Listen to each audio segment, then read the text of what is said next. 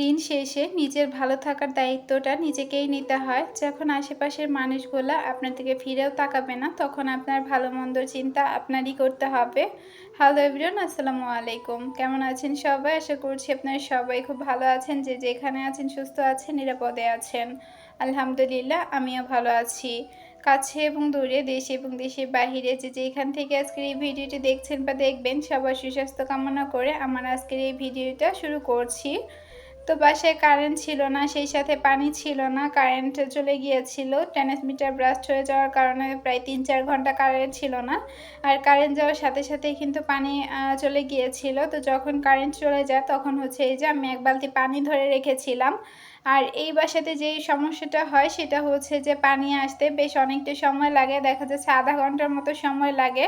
যেহেতু ৮:৩০ টার সময় কারেন্ট এসেছে, ওই সময় রান্নাবান্না করতে গেলে বেশ অনেকটা দেরি হবে। সেই কারণে বসে না থেকে সেই তোলা পানি দিয়েই হচ্ছে আমি আমার কাজকর্মগুলা করে নিচ্ছিলাম।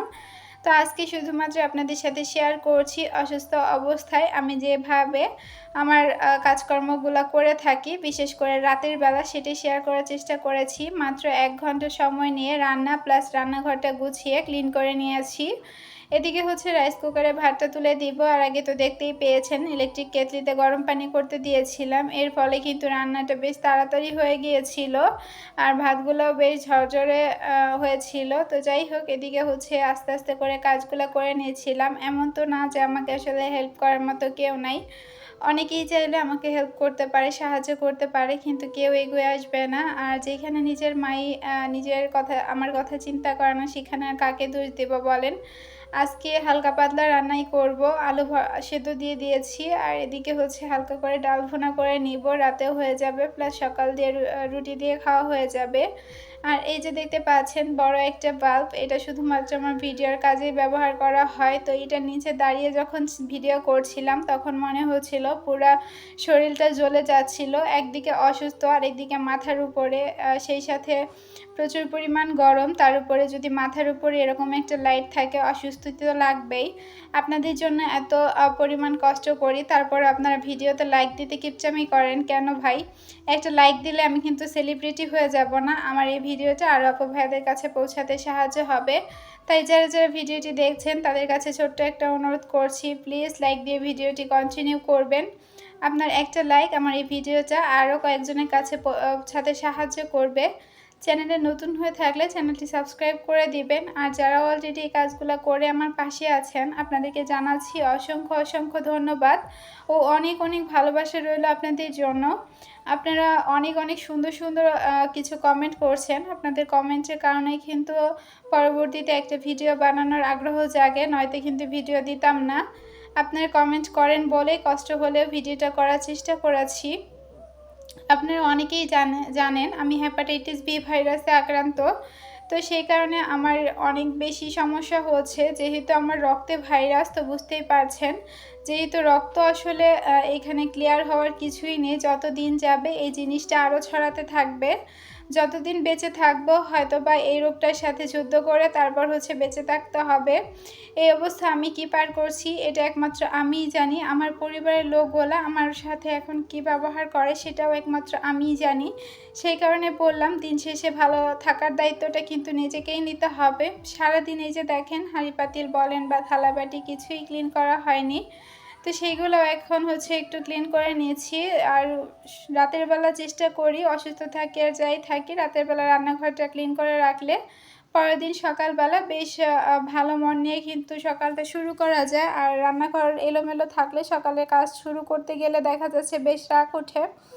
তো যাই হোক, আস্তে আস্তে কাজগুলো করে নিচ্ছিলাম। আর আজকের ভিডিওটা খুব ছোট হয়েছে, ছোট ভিডিও আপনাদের সাথে শেয়ার করার চেষ্টা করছি। আপনারা যদি বলেন আপু ভিডিও লেন্থ আরও বাড়াও, সেই ক্ষেত্রে আমি ভিডিওটা বড় করব, নয়তো আর ভিডিও বাড়াবো না। কারণ আপনারা ভিডিও স্কিপ করে দেখেন, সেই সাথে টেনে টেনে দেখেন। তো ছোট ভিডিও করি তারপরেও হচ্ছে আপনারা ফুল ওয়াচ করেন না, এটা কেন করেন আমি বুঝি না। তো যাই হোক, এদিকে হচ্ছে আমার থালাবাটিগুলো ধুতে ধুতে এদিকে কিন্তু ডাল ভুনাটা হয়ে গিয়েছে। আর আজকে ডাল ভুনাটা কিন্তু হাতে মাখিয়ে রান্না করছি।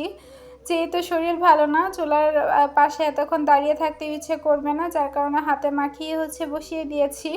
কেউ খেতে পারলে খাবে, না খেতে পারলে নাই, আমার কিছুই করার নাই, কারণ আমি আর পারতেছি না। তো এদিকে দেখতেই পেয়েছেন ডান হাতে কাজ করতে গিয়েছিলাম, কিন্তু ডান হাতটা চলতেছিল না, যার কারণে হচ্ছে আবার বাম হাতটা কাজে লাগালাম। দেখা যাচ্ছে 2 দিন ধরে সিঙ্কটা এভাবে ঘষা মাজা হয় নাই, যার কারণে খুব হলদেটে হয়ে গেছে, আর দেখে আমার একদমই ভালো লাগতেছিল না। তাই কষ্ট হলে একটু ঘষে মেজে নিচ্ছি, যদিও বা হলদেটের দাগটা পড়ে গেছে। এরপর হচ্ছে আমি আবারও গরম পানি দিয়ে তারপর হচ্ছে আবার এটা আবার ঘষে নিয়েছিলাম, তারপরও আসলে কোনো লাভ পাইনি। দেখা যাচ্ছে যে হলদেটের দাগটা পড়ে গেছে। তো যাই হোক, আপনাদের সাথে কথা বলতে বলতে পুরো বেসিনটা হচ্ছে আমি একটু ঘষে নিয়েছি। ভিডিওতে ভয়েস দিতে আসলেও দেখা যাচ্ছে কি বলবো না বলবো সেটাও বুঝে উঠতে পারি না। তো আমার যদি কোনো ভুল ত্রুটি হয়ে থাকে আপনারা কিন্তু ক্ষমা সুন্দর দৃষ্টিতে দেখবেন। শরীরের অবস্থা তো বলা যায় না, আর কারো কাছে যদি কোনো অন্যায় বা অপরাধ করে থাকি, কারো মনে আমার অজান্তে কষ্ট দিয়ে থাকি, আমাকে ক্ষমা করে দিবেন। কারণ কতদিন আপনাদের মাঝে থাকবো সেটাও বুঝে উঠতে পারছি না। শরীরের যে অবস্থা কেন জানি না মনে হয়েছে আমি হয়তো আর বেশি দিন বাঁচবো না।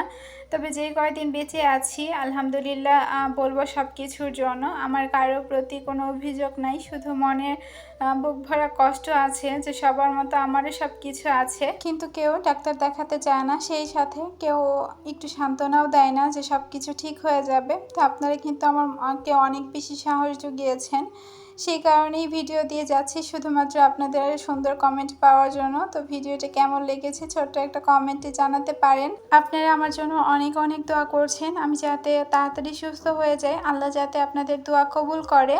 আপনাদের জন্য অনেক অনেক দোয়া ও ভালোবাসা রইল। আজকের মতো এখানেই বিদায় নিব, কথা হবে পরবর্তী ভিডিওতে। সেই পর্যন্ত সবাই ভালো থাকবেন, সুস্থ থাকবেন। আল্লাহ হাফিজ, আসসালামু আলাইকুম।